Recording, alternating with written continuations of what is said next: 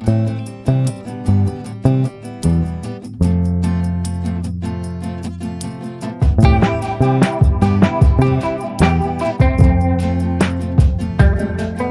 name is Dr. Yonit Arthur. I'm an audiologist and coach. You are on the Steady Coach, and it's that time of year again, time to talk about the holidays. And you may be wondering to yourself how in the world you're going to handle the holidays while you're recovering from chronic dizziness symptoms. So we're not going to be talking about minimizing visual stimuli or taking medications or having an emergency migraine kit or any of those other strategies that you may have heard about from your conventional physicians or other providers. Instead, we're going to be talking about how to use the holidays as a direct launching point for further recovery from your symptoms. Now, you probably don't even need me to spell this out, but the holidays can be really challenging for both physical and emotional reasons. On the physical side of things, you have to deal with large gatherings with lots of visual stimulation. You may be going to unfamiliar places that increase your anxiety. You may be dealing with airports or other means of travel. And on the emotional side of things, and this is going to seem especially relevant to those of you who are already familiar with my work, the holidays can be tough because you may be seeing people who are going to be pushing you to explain why you're not feeling well or who want explanations for why you're not doing your normal levels of activity. You may be dealing directly with people who are sources of emotional pain for you. And you may also just be dealing with a general sense of pressure and boundary pushing from people around you. So before we launch into the strategies that I use with my clients, I want to say a few things that will hopefully help calm your nerves. And the reason calming your nerves is so important, of course, is that neural circuit dizziness, that is medically unexplained chronic dizziness symptoms occurring in the context of diagnoses like PPPD, MdDS, vestibular migraine, and others, are the result of nervous system prediction errors that are driven by your brain misperceiving threat. Your brain is misperceiving danger in your environment, and therefore it is overreacting and misinterpreting signals from the world around you. I have lots of videos on my channel that go into depth about this. So if you are drawn into this holiday video by the title and you are not familiar with my work, please pause the video here and watch the basics video that I will link to in the video description below. Then come back and this video will make a lot more sense. So a few positive notes before we hit the strategies.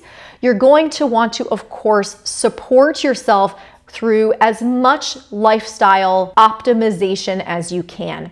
You've heard me talk in previous videos about the stress bucket. And as we all know, when the stress bucket is full, the stress bucket pours over, and that's when people end up with chronic symptoms. So all of the things going on right now in your life, including the symptoms, are sources of stress, which means we want your bucket to be as big as possible. And that's where things like sleep, like exercise, like eating as well as you can come into play. Now, don't let these things be a source of stress in and of themselves, but do your best to keep to a sensible sleep-wake routine, going to bed at the same time every night, waking up at the same time every day, getting sunlight in your eyes, making sure you're eating as many whole foods as you can in your diet with plenty of protein, getting as much exercise as you can given whatever physical limitations you have right now. These things are especially important around the holiday time. Now, you may actually also be surprised to hear that people often do better when they are traveling. This is so common that I have a whole video on it, so I will link to the travel video in the video description below as well. And for that reason, I'm not going to go into long explanations here of why this actually happens, but it happens so frequently that you should not just assume that because you have to travel or be in an unfamiliar place that you're going to feel worse, because the fact is a lot of people spontaneously feel better when they're outside of their home turf. And of course, if you have have a good relationship with your family, spending time with family and friends around the holiday time can actually dramatically increase the safety signal in your body, which can actually also bring down sensations as well. Okay, moving on to the strategies now. And this might be a strange one to start with, but this is one that you can work on right now before the holidays even come around or any time in between. And that is to feel the grief and loss that you have over your holidays being different. Often people try to jump very quickly into having a very positive attitude. And I love positive attitudes. Obviously, I want you to feel a lot of hope and a lot of agency about your ability to get better, but we can't skip over the grieving process.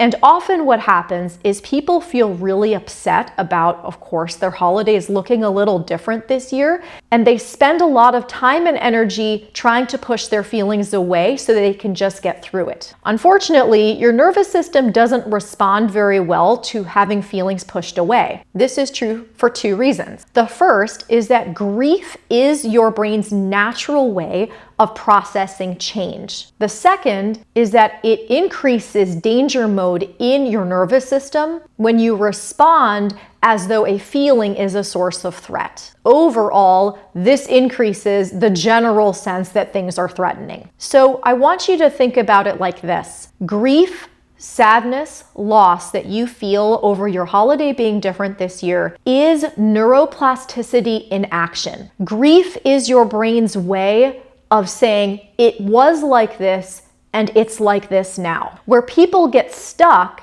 is when they make a story about what that means about the entire trajectory of their futures. But feeling your grief right now as a pure emotion without the story behind it is actually going to help your brain come to terms with where you are right now. And I want to emphasize here that coming to terms with where you are right now is a major prerequisite for things getting better. Now, I'm not saying that you should just accept where you are and say, okay, it's going to be like this forever. My life is just awful now. But it is really important for you to be able to come to terms with where things are right now, knowing that it doesn't mean anything about where you're going to be a week from now or 2 weeks from now or 2 years from now. So here's how you differentiate between storytelling and feeling your grief. If the thoughts that are going through your head are about the past and comparing where you are now to the past, or focused on the future and what the future might bring.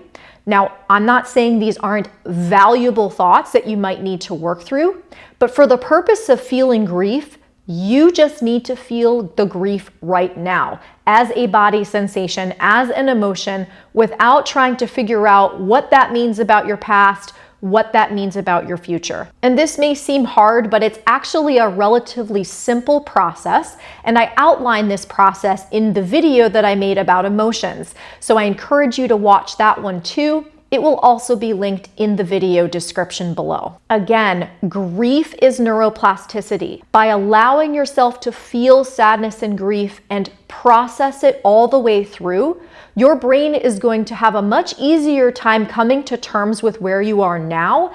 That's going to be incredibly empowering for you, and it's going to give you access to all the resources that you need to absolutely crush this holiday season with every bit of internal strength that you have. The second strategy is to use the holiday time to become a bit of a pattern detective. So you're going to find yourself perhaps in new environments, perhaps in familiar environments, perhaps with new people, perhaps with people that you've been around for a long time. In all of these situations, though, things are going to be outside of your normal routine, which is going to make it much easier for you to spot when you are reacting to one of those things. Our brain likes to do things automatically, so when we're in our normal routine, we're much less likely to notice when something triggering happens. When we're out of that routine, your brain is naturally in a little bit more of an adaptive mode, and that's going to make it more likely for you to actually notice these things.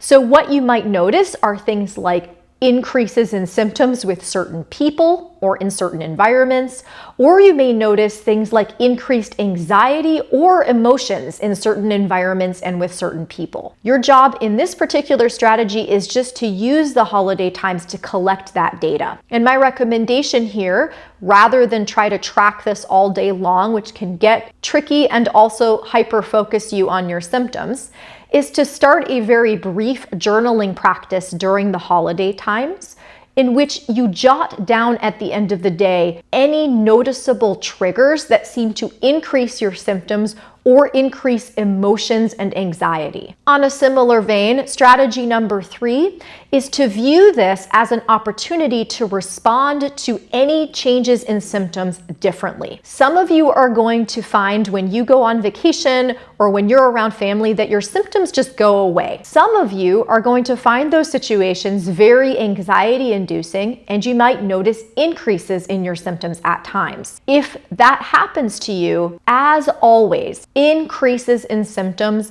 are an opportunity for you to respond differently to them. And you know how to do this if you've tried somatic tracking, but you can do this in the moment rather than having to sit down and do a 10 or 20-minute meditation. For example, if you notice a bump in your symptoms because you're at the airport, you can remind yourself that this is actually the time when sending messages of safety to yourself is going to have the most impact. And when I say the most impact, I'm not referring necessarily to an immediate decrease in symptoms.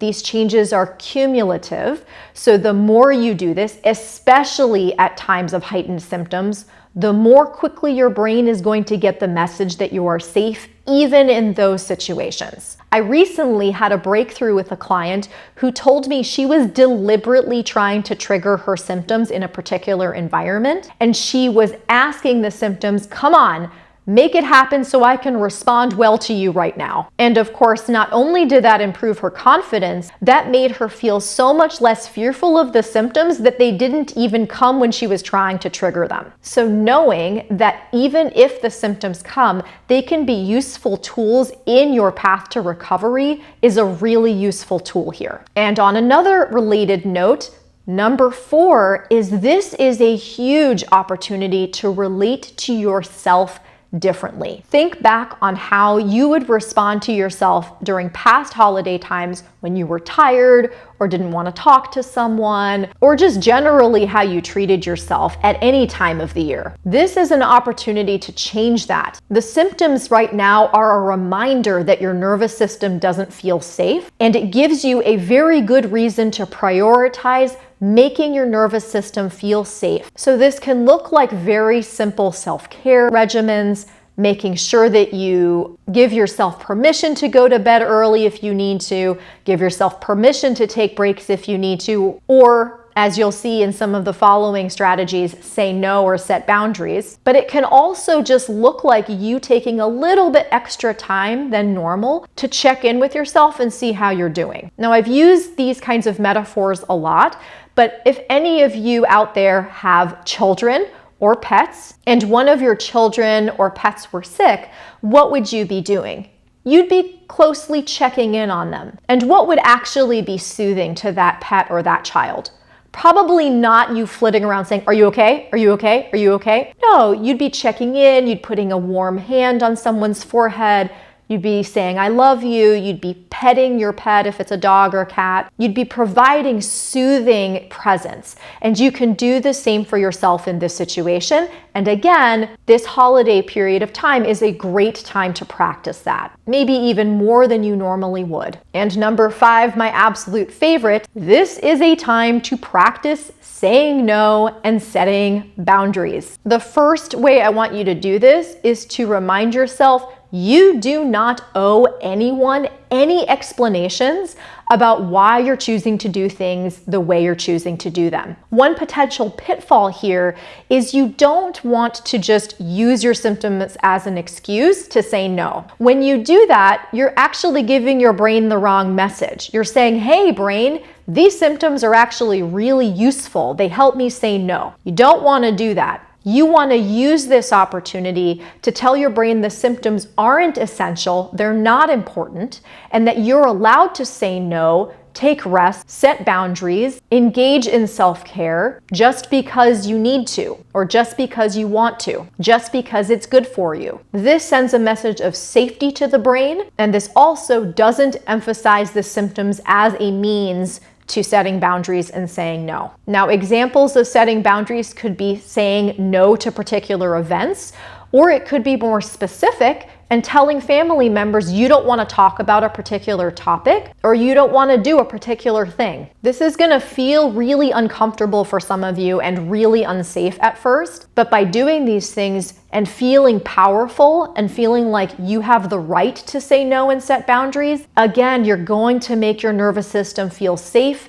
That is going to, over time, result in decreased sensations and symptoms. Now, for those of you who are imagining doing this and finding it really hard, I also recommend taking the time right now to write out a little elevator speech that you can give people when they ask about your symptoms. I'll have more content on this in the future, but we know that family members, friends really probably don't understand what you're going through. So when you write your elevator speech, it's for the purpose, A, of helping yourself explain what's going on in a way that's simple and easy to understand, but also B, setting up your own expectations for what you want from other people during this process that might actually help you, which leads me to number 6, and that is you should know when to ask for help and feel free to ask for it. Another issue that I see with clients sometimes is that they feel really upset that people aren't understanding what they need as someone who's dealing with chronic dizziness.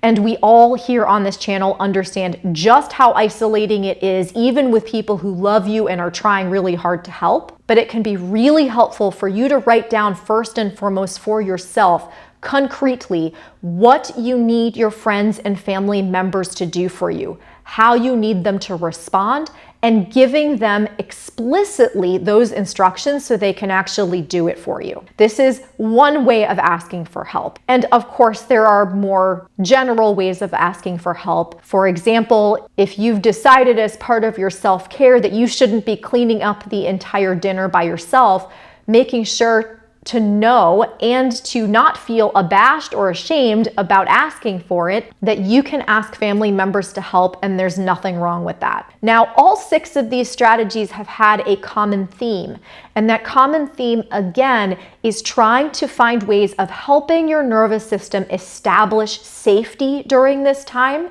because the more safety your nervous system feels, the fewer symptoms you are going to have. That all being said, these 6 strategies are going to be most effective if practiced within the framework of all the other recovery strategies that I talk about on my channel. So yeah, the holiday times might be a time of a little bit of an extra investment on your end in the recovery process. But with that little bit of extra investment and using strategies like this, again, you can actually push your recovery forward rather than setting it back during this period of time. I hope that was helpful, and I wish all of you an amazing holiday season. If you have questions or comments, please drop them below. Please like this video, please share it, please subscribe to my channel. Thank you all for being here, and I will talk to you soon. Bye-bye.